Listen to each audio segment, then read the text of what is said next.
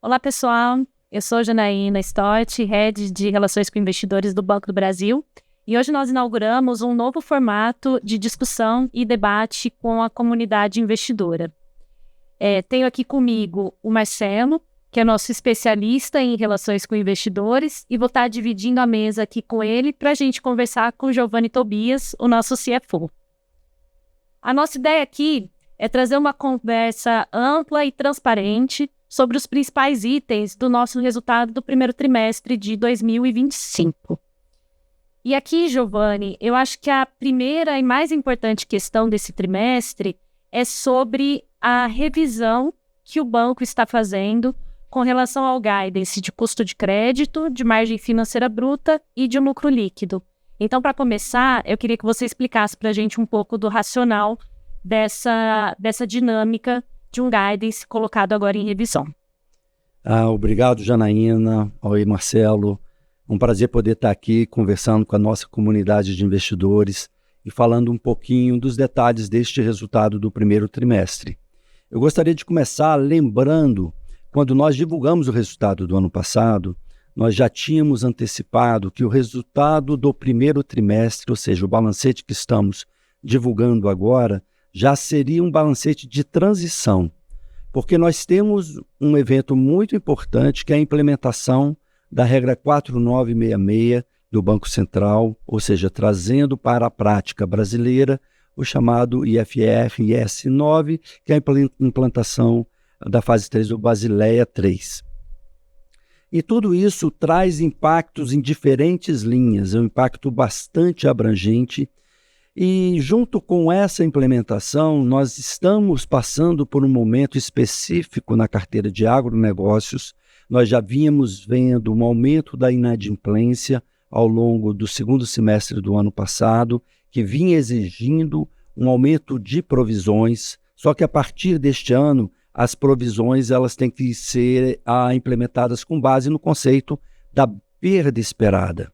Nós já vislumbrávamos, por um lado, um impacto na margem financeira bruta decorrente do aumento da taxa Selic. E tivemos aí 300 pontos básicos de crescimento só no primeiro trimestre de 2025.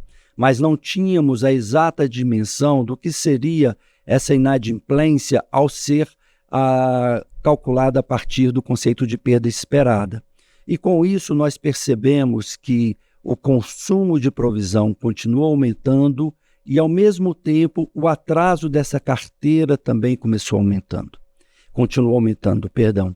Então, com base em alguns dados que a gente já está olhando sobre abril, nós começamos a perceber uma certa resiliência na estabilidade desta inadimplência. Nós sempre falamos para os investidores que nós continuaríamos a ver um agravamento de risco na carteira do agro ao longo do primeiro trimestre e começar a ver uma estabilização no segundo trimestre.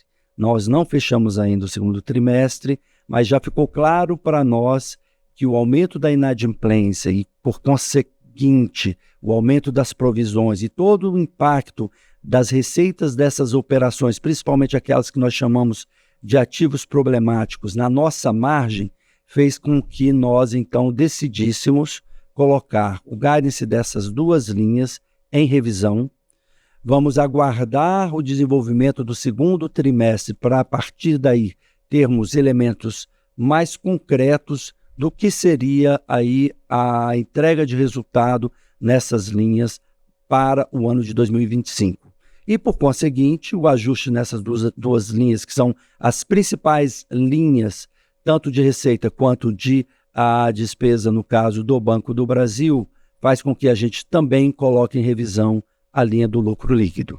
Mas, Giovanni, detalhe um pouco melhor por que a gente optou por colocar em revisão as ranges do guidance e não já trazer um intervalo novo, mesmo que fosse um intervalo inferior. Eu acho que é importante para quem está assistindo a gente.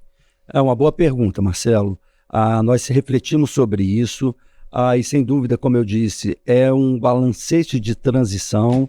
A gente já esperava uma deterioração do agro nesse primeiro trimestre e íamos aguardar aí o segundo trimestre com uma certa estabilidade.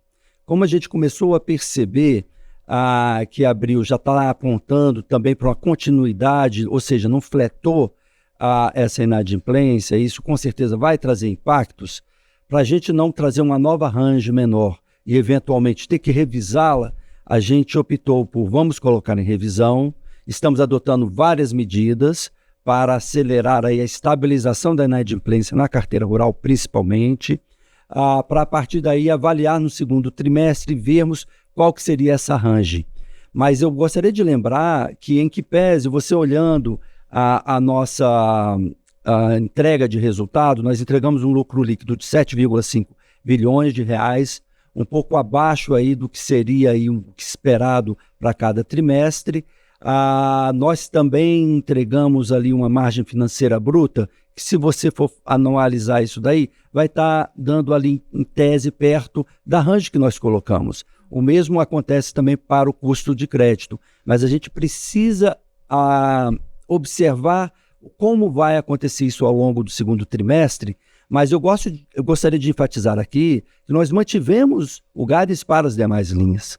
Nosso nível de despesas administrativas está totalmente em linha com o que nós colocamos no guidance, estamos conseguindo manter sob controle e mantendo também a eficiência do Banco do Brasil. As receitas de prestação de serviços, apesar de todos os ajustes previstos na 4966, tem receitas que estão saindo da linha de receitas de prestação de serviços e indo para a linha de receitas de operações de crédito. Tudo isso daí, mesmo assim, a gente também está entregando dentro daquilo que nós colocamos para o guidance. E o volume, a volumetria dos nossos negócios estão acontecendo a contento. Estamos entregando o crescimento no crédito para pessoas físicas, com a ênfase aí para o consignado privado. Estamos também entregando volume na carteira de pessoas jurídicas. Então, a gente optou conservadoramente para colocar sob revisão, para quando anunciarmos o que seria um ajuste ou a manutenção, ao divulgarmos o resultado do segundo trimestre, a gente já tenha mais certeza desses impactos de inadimplência, de aumento de taxa de juros e também da implementação da 4966 no resultado do Banco do Brasil. Bom, então continuando aqui, Giovanni, como você falou, a gente entregou um lucro líquido de 7,4 bi. E ele descola do consenso do mercado que estava ali na faixa dos 9 bilhões para esse trimestre. Então, se você puder falar um pouco para a gente dessa dinâmica, o que aconteceu para que a gente tivesse esse desvio, acho que a gente pode aprofundar um pouco mais nesse ponto. É um bom ponto, Janaína, porque todos já esperavam um resultado menor. Nós já vínhamos sinalizando para o mercado, não só o impacto sobre a ótica do aumento do custo de captação do Banco do Brasil, mas também sob a ótica do aumento da inadimplência e o que seria isso traduzido em perda esperada, porque até dezembro o banco sempre contabilizava as provisões com base no conceito de perda incorrida. Atrasou, eu contabilizo a provisão. O que aconteceu nesse primeiro trimestre foi, sem dúvida alguma, eu poderia dizer até um overshooting da nossa taxa básica de juros. Foram 300 pontos base de aumento dessa taxa só no primeiro trimestre desse ano. E isso tem um reflexo imediato no meu custo de captação. Em que pese o Banco do Brasil tenha o custo de captação mais competitivo quando comparado com os seus pares, o efeito é imediato. Eu tenho um descasamento pós-fixado no meu passivo de 380 bilhões de reais. Então imagina você aumentar em 3 pontos base o aumento dessa taxa de juros, 3 pontos percentuais, perdão. Então, isso tudo já traz um impacto imediato no meu custo de captação. E a melhor forma que eu tenho de enfrentar isso é crescer crédito, principalmente nas linhas com maior rentabilidade. Mas não é imediato. Eu preciso girar a minha carteira. Então, eu giro a minha carteira aproximadamente 25% a cada semestre. Então, leva um tempo para eu trazer ativos refletindo esse aumento do custo do dinheiro para poder fazer frente a esse aumento de custo de captação. Por outro lado, você também teve, com a implementação da 4966, ela pegou o Banco do Brasil no ápice da inadimplência do rural. Então, eu tive que reconhecer toda essa inadimplência dentro do conceito de perda esperada no primeiro trimestre. E isso faz com que também muitas das receitas que eram contabilizadas pela competência, a partir de agora, pela 4966, vai ter que ser, principalmente naqueles chamados que a gente chama de estágio 3, ativos problemáticos, em uma parte importante da carteira rural foi para esse estágio, porque já estavam em atraso há mais de 90 dias, eu paro de acruar esses juros e os juros só vão ser acruados, só vão ser reconhecidos quando efetivamente acontecer o pagamento.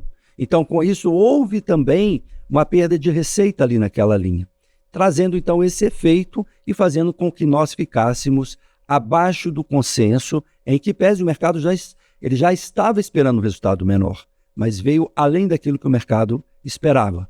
Nos frustrou também, mas agora temos que arregaçar a manga e trabalhar para poder trazer esse resultado para o patamar que nós entendemos que é o mais adequado para o Banco do Brasil. Giovanni, acho importante que você colocou, né, das mudanças da 4966, e eu acho que eu queria que você ajudasse a gente a entrar um pouco mais no detalhe dos impactos que a 4966 trazem, principalmente para a análise da margem, que foi um dos intervalos ali, né, que a gente colocou em revisão, mas que a 4966 deixa a leitura um pouco mais difícil para quem faz uma leitura mais fria, né? Então, se você puder entrar nas nuances de mudanças aí que a gente teve no trimestre, acho que ajuda o telespectador aqui a entender. Isso é um bom ponto. A gente traz uma lâmina aqui para vocês, ilustrando um pouquinho de tudo isso que aconteceu na margem. Eu queria começar logo pelo spread global, né? A gente percebe que houve, de fato, uma queda nesse spread global, fruto principalmente do aumento do custo da captação. Eu tenho aí a exposição, como eu já disse, de captações pós, e eu tenho uma grande exposição também em poupança, que traz aí a TR. Só a TR, numa visão ano, ela subiu mais de 60%. Então, querendo ou não, eu preciso ter tempo para gerar novos negócios nesse novo patamar de juros, para a partir daí conseguir neutralizar esse impacto do curto prazo no aumento do meu custo de captação. Então, o que a gente vê logo no primeiro trimestre é esse spread global que estava na faixa de 5, caindo para 4,5. Não pelo lado da aplicação, mas sim pelo lado da captação. E aí a gente ilustra bem o efeito disso daí. Eu tive uma Selic variando no quarto trimestre de 2024 de 2,68 e no primeiro trimestre de 2025 ela variou praticamente 3%. E a TR saiu, só para vocês verem, de 0,13 lá no primeiro trimestre de 2024 para 0,41. Ela quase que dobrou quando comparado aí também com o quarto trimestre de 2024. Então, tudo isso daí traz um impacto de curto prazo, só que nós precisamos esperar girar essa nossa carteira de mais de R$1 trilhão de crédito para que eu faça frente, então, a esse aumento do custo de captação. E aí, quando a gente olha especificamente para a abertura contábil dessa margem, a gente vê algumas questões que foram trazidas pela 4966, por exemplo. Se eu olho ali a minha tesouraria no item Receitas Financeiras, aparece uma queda de 11.800 para 7.200, mas na realidade, ali por força da 4966, eu já comentei aqui, eu tive que extrair todas as receitas dos títulos privados que estão na minha carteira, no meu ativo, e contabilizar em operações de crédito. E aí você vê o efeito da operação de crédito, que saiu de 37 bilhões para 42 bilhões.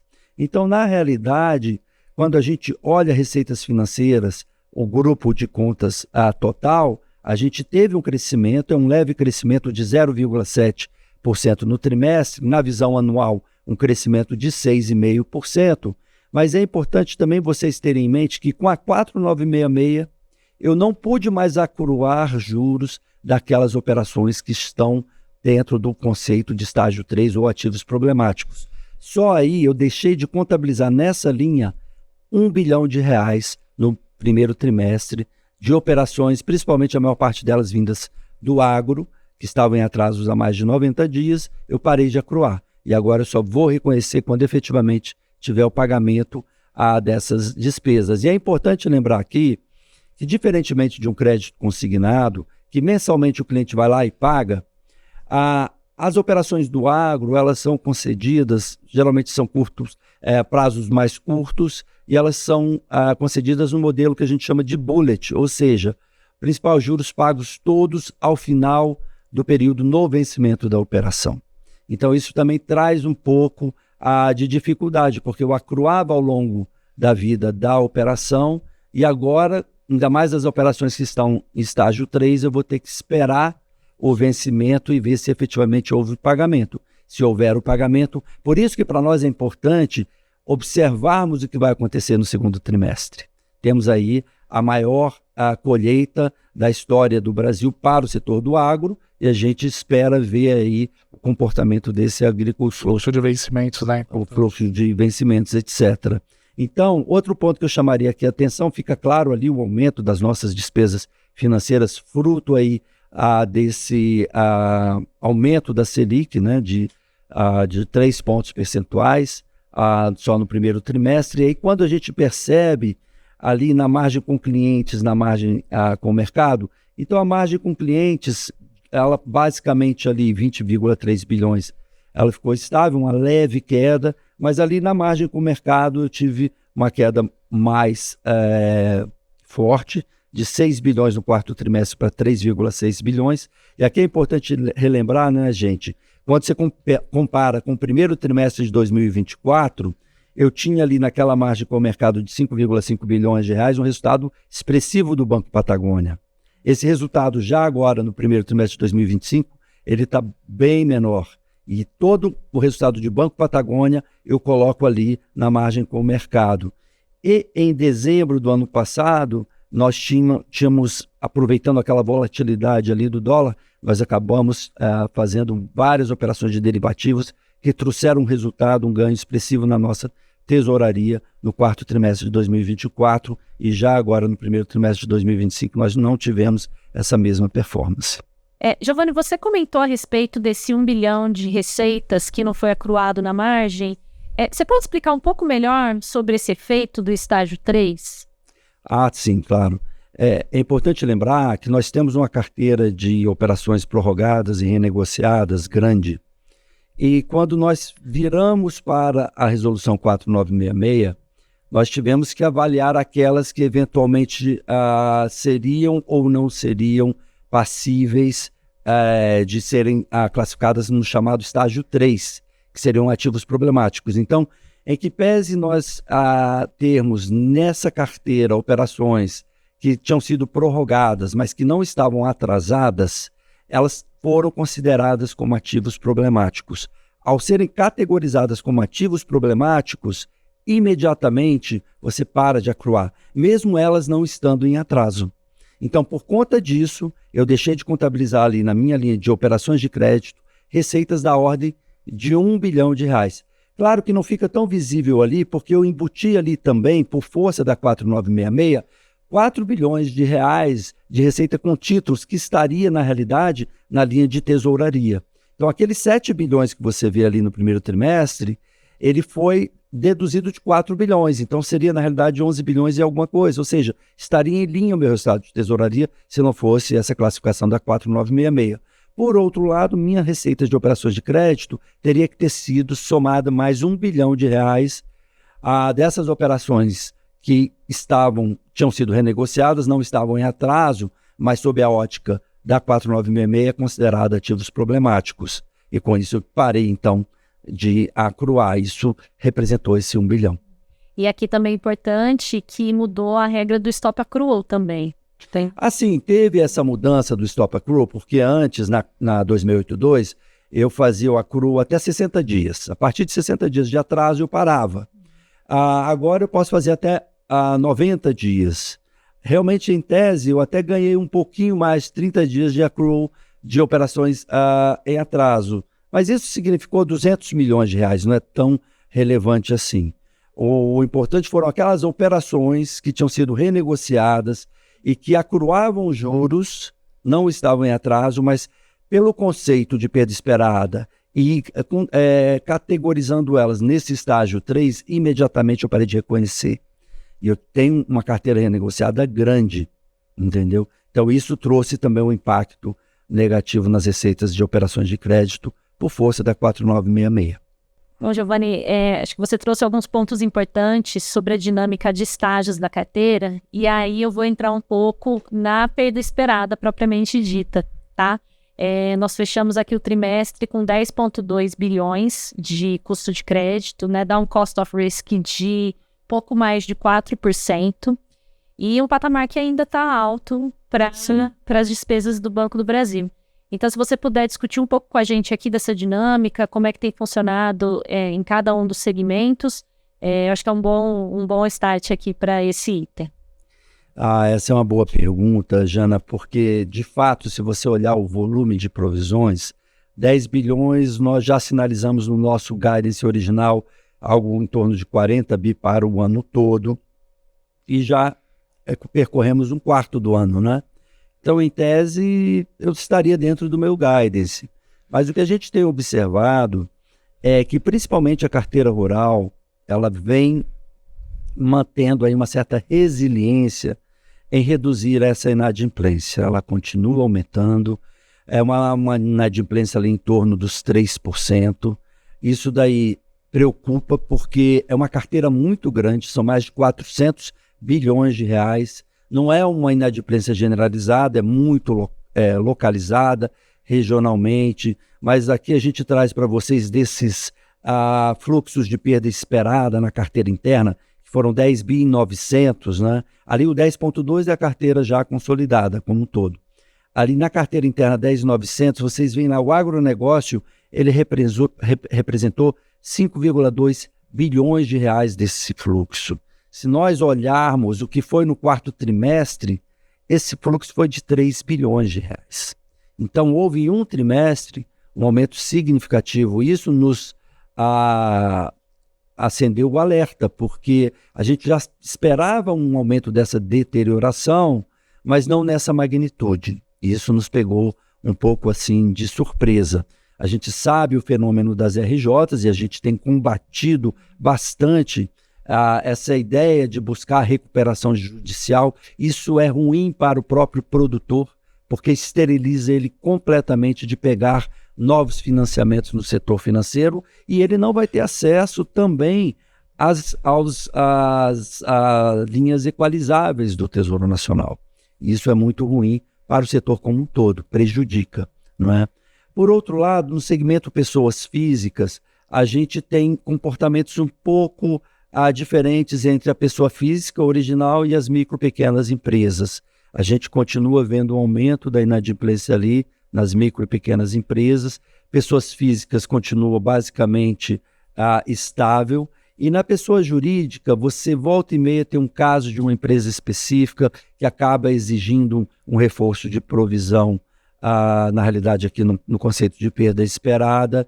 Então isso acabou trazendo esse patamar de perda esperada, em que pese o risco do crédito esteja estável. Mas a gente está olhando mais dentro dessa linha e vendo o seguinte, qual que é a tendência daqui para frente, não é? Então, por isso que a gente até decidiu colocar em revisão esse guidance. Giovanni, eu queria pegar esse gancho que vocês fizeram agora de uma conversa bem aprofundada em perda esperada e queria que você entrasse mais no detalhamento da qualidade do crédito de cada uma das carteiras nossas, tá? Porque acho que ficou claro, né, que o agro realmente puxou muito daquilo que a gente esperava, né, desviou muito do que a gente esperava, mas a gente nota algumas dinâmicas nas outras carteiras que eu acho que seria interessante você entrar para a gente também, por favor. Sem dúvida alguma, a gente tem que olhar um pouquinho com mais cuidado essas carteiras, porque é um dos guidances que a gente colocou em revisão. Se vocês olharem aqui nessa lâmina, fica claro, né, que nós tivemos uma formação muito forte do chamado New NPL. Nós baixamos para prejuízo 8 bilhões de reais e você teve aí a nova inadimplência chamando mais provisão com base nesse conceito de perda esperada. Então a gente está trazendo aqui, inclusive, um novo indicador que é o INAD 30. Você percebe que ele vinha estável ali na faixa dos 4 e pouco, 4,56, 4,64. Ele vinha lentamente crescendo e já foi para 5,53. Isso exigiu da gente, inclusive, a gente está numa fase de implementação de novas formas de você se aproximar do cliente para buscar a pontualidade. Porque eu não posso mais me dar ao luxo de esperar 30 dias, 35 dias para ele regularizar o crédito dele, porque isso já vai significar um reforço de provisão muito maior dentro desse conceito de perda esperada. Então, a gente está no processo de revisão e implementação de novas formas de cobrança, e isso é fundamental.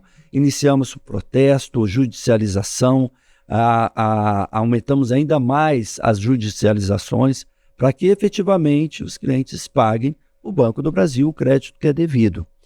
Nós tivemos já uma melhora até por conta dos reforços de provisão que foram feitos por conta da 4966, do índice de cobertura.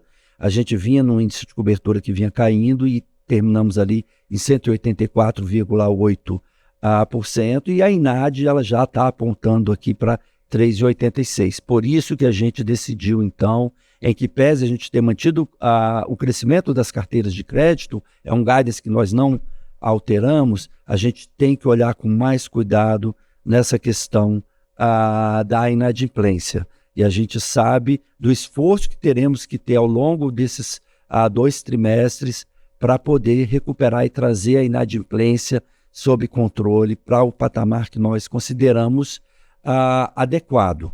E é interessante, eu não sei se tem a ver também com uma sazonalidade do primeiro trimestre, muitos saem de férias, tem que pagar muitos impostos, contas, a material escolar, etc. e tal. A gente observou um aumento desse atraso praticamente quase todas as linhas. Então, vamos olhar, por exemplo, pessoas físicas.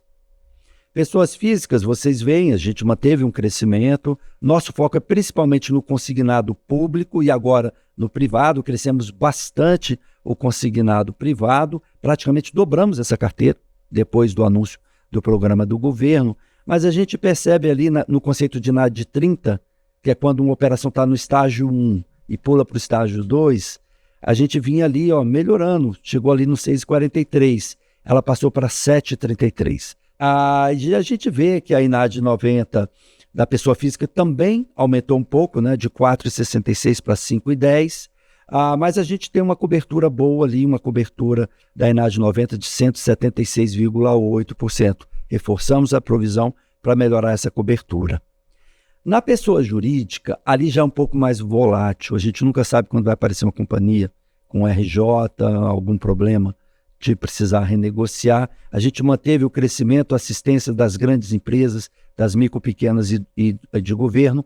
Ali no segmento micro e pequenas empresas é onde a gente tem que ser mais cauteloso. A gente já está vendo ali a inadimplência próxima aí de 2 dígitos, chegando ao patamar de 10%. Então aqui a gente tem que ter muito cuidado. A gente, sem dúvida alguma, no conceito de a INAD 30, houve um aumento de 4,50 para 6%, ali muito reflexo dessa carteira de micro, pequenas e médias empresas. A INAD 90 também manteve já para março um crescimento para 4,06, aumentou ali 50 bips praticamente, né, 55 bips. E o índice de cobertura, ele é um índice de cobertura bom, 190%, mas você vê ali que já houve uma queda. Agora, eu gostaria de chamar a atenção para vocês, principalmente na carteira agro, porque essa carteira, sim, ela tem um modus operandi diferente e a gente está numa expectativa de conseguir melhorar a inadimplência. A gente continuou crescendo, a gente deve entregar o plano safra que nós nos comprometemos, mas você vê que a INAD 30 ela continua no estágio de crescimento, ela deveria ter fletado ali na nossa expectativa, ela está agora em 4,11 e a INAD 90 está na faixa dos 3%. Historicamente, claro que nós tivemos um momento em que nós tínhamos uma INAD aí nessa carteira de 0,5%, mas historicamente essa INAD flutua entre 1,5% e 2%, então está acima do que seria esperado. E aqui que é onde a gente precisa atuar fortemente, existe um efeito grande das chamadas RJs e é onde nós estamos atuando para poder controlar essa inadimplência e com isso voltar a ter despesas de provisão que nós consideramos aí adequadas dado o perfil de risco da nossa carteira. Giovanni, obrigado pelo overview, né, da qualidade do crédito. Acho que você trouxe muito bem a parte da MPME, inclusive, né, que o nosso próprio guidance já coloca uma range um pouco mais cautelosa, mas realmente, como você bem colocou, o que desvia e que está puxando muito da atenção está no agro. Eu queria aproveitar até para fechar essa parte de qualidade, que você desse para a gente um contexto das aberturas novas de estágio. que eu acho que é uma coisa que faltou a gente cobrir com um pouquinho mais de detalhe, porque a carteira agora a gente tem uma abertura nova, né, estágio 1, 2 e 3, as próprias perdas esperadas de cada um desses estágios, né, se pudesse comentar as mudanças pra gente, seria legal também, por favor. Esse é um ponto importante, Marcelo, porque a gente está vivendo agora, em 2025, uma transição do regramento de como reconhecer isso nos balanços dos bancos como um todo. E se você for ver na divulgação dos demais bancos, todos também estão praticamente mostrando as mesmas informações.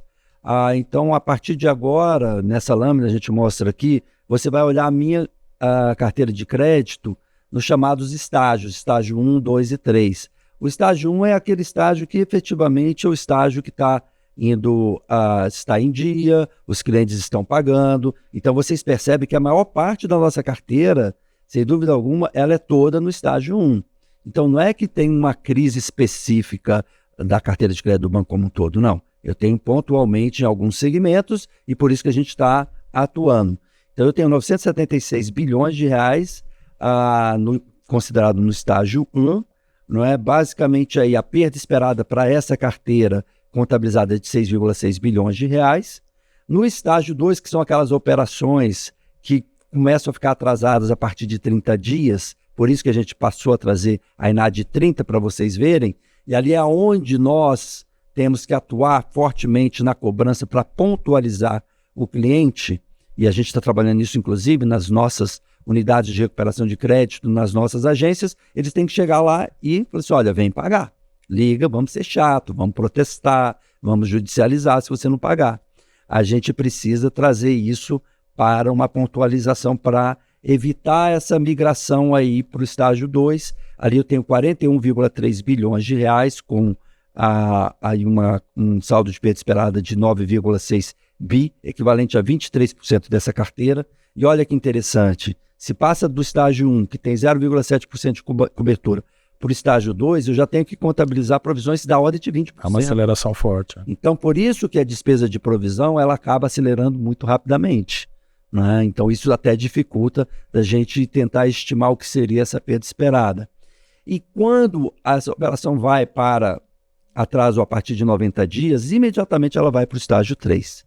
E ali, já de 20% de cobertura, né? Eu já tenho que pular para 70% de cobertura. Claro que ao longo desse amadurecimento em cada estágio, aí temos as metodologias que vão estabelecendo níveis de provisão adequadas e chamando mais provisão, para não ter exatamente esses saltos, esses dentes de 20 para 70, por exemplo, não é? Mas isso faz com que também um fluxo de perda esperada ele acaba sendo mais forte na medida em que essas operações vão migrando de estágio para estágio. Então a gente está abrindo, não tem comparabilidade, é importante dizer, tá? Porque isso é a partir de 25.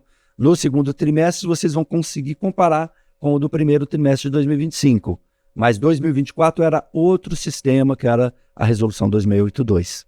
Sim, e aqui também, né, Giovana, é importante mostrar que dentro do estágio 3, que é essa carteira onde a gente tem uma deterioração maior do risco, a gente tem ali 38,5% do saldo adimplente, né? Então, é uma carteira que tem operações sendo pagas em dia, sendo curadas, que estão também sendo consideradas aqui nessa forma de vir. Exatamente. Bom você ter lembrado, Jana.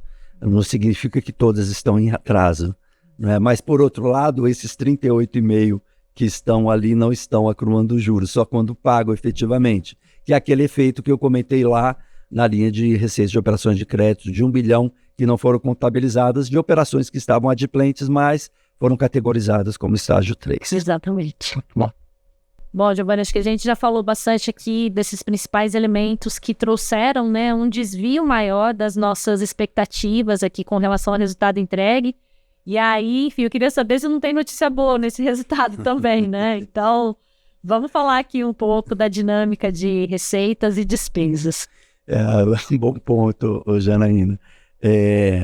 Claro que vocês até me desculpem de estar gastando tanto tempo em falar de margem, de provisão, mas é porque realmente uma parte grande do nosso tempo hoje está dedicado aí à cobrança, a trazer essa inadimplência para baixo, mas sem dúvida alguma temos muitas coisas boas. E eu gostaria já de começar chamando a atenção para as nossas receitas de prestação de serviços. A gente já esperava, por conta da 4966, uma nova contabilização. Eu tenho que reconhecer lá na margem todas as receitas ligadas aos ativos financeiros, e uma delas que é operações de crédito e garantias, que inclusive vocês vão ver aí, teve aí uma redução de 400 milhões de reais. Mas o positivo aqui, uma redução na realidade não é uma redução, porque só saiu daí e entrou lá em operações de crédito, né? E serão diferidas ao longo do tempo de vida, mas aí é uma questão regulamentar para todo mundo. O que vale a pena chamar a atenção é para o desempenho das nossas ligadas. A gente tem crescido bastante nos nossos negócios de administração de fundos, que aí apresentou aí um crescimento de 8,6% no trimestre, trouxe aí receitas de 2,5 bilhões para o Banco do Brasil no primeiro trimestre de 2025. Eu chamo a atenção também aqui, por exemplo, para a linha de consórcios. Consórcios também gerou um resultado forte para nós na parte de receitas. Somos aí o líder nesse negócio. Seguros, nós tivemos ali um desempenho bom, que pese uma queda comparada com o quarto T, mas aí reflete também muito, e eles falaram isso lá na BB Seguridade, por conta das operações do agro, que trazem também muito desses seguros. Então eles tiveram uma queda de prêmios, mas também um resultado muito bom. Mantivemos também todos os outros nossos negócios de cartão, aumentamos ativações, aumentamos faturamento. Então a gente continua cada vez mais nessa estratégia de estarmos próximos e sermos relevantes na vida dos nossos clientes, e isso está muito bem representado aqui nesse quadro. E um outro ponto que a gente tem conseguido também trazer, que é positivo, é a gente fazer mais com menos. É quando a gente olha para nosso controle das despesas, a gente vê ali uma despesa muito bem controlada. Na visão trimestral, inclusive, ela até praticamente ficou de lado, um crescimento de 7% na visão anual. Nós tivemos um aumento salarial, então reflete basicamente isso daí. Então a gente tem feito os investimentos em tecnologia, a gente tem avançado cada vez mais, usando a IA como ferramenta no dia a dia do nosso trabalho, nas interações também com os nossos clientes. Nós temos também, fizemos contratação de 2.000 novos colegas para trabalhar exclusivamente na tecnologia, e de fato estamos cada vez mais repensando a nossa estrutura, a forma de atender os nossos clientes. Viemos com um novo conceito de atendimento com o ponto BB em Recife, acabamos de abrir um outro ponto BB ali na Faria Lima, vamos fazer também um outro ponto BB para a COP em Belém. Então nós temos muitas coisas que estão acontecendo e que estão cada vez mais, não só pelo lado da eficiência, trazendo uma economicidade maior, mas também pelo lado da receita, trazendo mais negócios para o Banco do Brasil. O próprio fechamento de capital da Cielo nos permitiu acoplar ainda mais essa solução ao nosso segmento de micro e pequenas empresas, e isso a gente espera ao longo de 2025, está trazendo mais resultados para aquele mercado. Então, sem dúvida alguma, eu acredito que estamos passando por esse processo, faz parte, é a nova regulamentação do Banco Central, mas os negócios continuam acontecendo, os volumes estão crescendo, o consignado privado, conforme eu já falei, dobrou, uma carteira de mais de 3 bilhões, eu já entrei nesse mercado com mais de 20% de participação nesse mercado, então a gente tem uma perspectiva muito positiva para a geração de negócios sustentáveis ao longo aí de 25. Bom, Giovanni, acho que caminhando já para o encerramento aqui, né, do nosso bate-papo, eu queria que você recuperasse um pouco dos movimentos de capital, que eu acho que esse trimestre, na verdade ao longo do trimestre, né, no quarto trimestre a gente teve um impacto forte de marcação a mercado, o mercado questionou bastante o fato da gente ter fechado um pouco abaixo daquele nosso patamar de conforto, né, que a gente coloca que é os 11% de CET1. Queria que você detalhasse os movimentos do trimestre, por favor. É um bom ponto, Marcelo. Até porque, se você for olhar, a gente está trazendo aqui nessa lâmina, a gente terminou aí o nosso capital principal em 10,97, ou seja, praticamente 11%, que é o que nós consideramos como desejável, a melhor estrutura ótima aí para o nosso nível de capital. E realmente a marcação a mercado, por conta daquela volatilidade vista ali em dezembro, ela foi devolvida, então você tem aqui até 0,11, né? 11 bips aqui que foi devolvido para nosso capital principal. Nós tivemos aí 29 bips também de crescimento por conta da geração desse lucro, de 7,5 bi. Temos também já um impacto ali de 1/4 daquelas provisões que nós fizemos já antecipadamente para efeito da 4966. Nós fizemos em torno de 18 bilhões de reais, e no apagar das luzes do ano passado, o Banco Central, então, autorizou os bancos a diferirem isso em 4 anos, então já temos aí o reflexo desse consumo de capital. Primeira parcela, né? Da primeira parcela, isso mesmo, né? Então a gente entende que é um nível de capital bastante confortável, um nível 1 ali na faixa de 13,27, e o capital total é de 14,14%. Isso para nós é importante, porque nós precisamos continuar crescendo os nossos negócios. Como eu disse, dada a nossa estrutura de ativos e passivos, o aumento da Selic, na cabeça ela já foi implementada, você já sente, então agora a gente precisa girar esse ativo para trazer operações com mais margem, para fazer frente e netar ao longo aí desse ano. E por isso que a gente tem colocado, e aí eu gostaria até de mostrar para vocês um resumão do que é o nosso guidance. A gente mostra aí, a gente está mantendo o guidance de crescimento dos nossos negócios de crédito, das receitas de tarifas, do controle de despesas, e a gente colocou em revisão muito mais por uma questão até mesmo de compromisso de transparência com esse mercado. A gente sabe dos desafios que a gente está confiante nas estratégias que nós temos executado a disciplina na execução dessa estratégia fantástica, e a gente sabe enfrentar esses momentos como já enfrentamos no passado, e contamos aí com a dedicação de mais de 90 mil colaboradores que estão aí nos ajudando não só a gerar mais negócios, mas também buscar a eficiência e buscar a cobrança dos nossos créditos. É importante comentar, gente, que 96% dos clientes estão pagando. Isso é muito bom.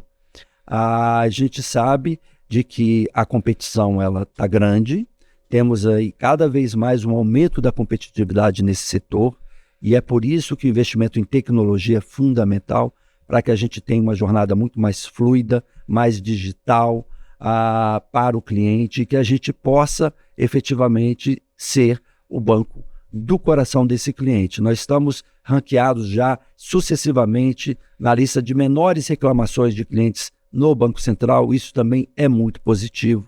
Então a gente acredita que estamos no caminho certo, continuaremos apoiando os nossos clientes nos tempos bons e nos difíceis. Não é agora que eu tenho que simplesmente me afastar desse cliente, muito pelo contrário, e vamos adotar as medidas que a gente entende cabíveis para que a gente possa efetivamente estar entregando o valor que é capaz, que o Banco do Brasil pode entregar para os nossos investidores e acionistas. Bom, gostaria então de agradecer, né? Estamos chegando aqui ao final dessa nossa primeira edição de webcast. Obrigada, Giovanni, Marcelo, por dividir. Eu que agradeço. Bom, em primeiro lugar, parabéns por esse formato inovador. Para nós também é a primeira vez. Eu acho que também foi um momento importante, porque, querendo ou não, a gente está vindo aí de 11 trimestres consecutivos entregando o retorno na faixa de 20%. Esse primeiro trimestre que a gente está entregando aí um ROI de 16%, quase 17%, fruto aí de tudo que a gente já debateu. Mas o importante é que vocês podem sempre contar conosco, contem com a área de relações com investidores, que está aposta sempre para tirar as dúvidas de vocês, e estaremos aqui no próximo trimestre trazendo notícias mais alvissareiras, que eu poderia dizer assim. Muito obrigado aí pela paciência, pela atenção e pela audiência de vocês também. Tchau, gente. Tchau, tchau. Obrigado.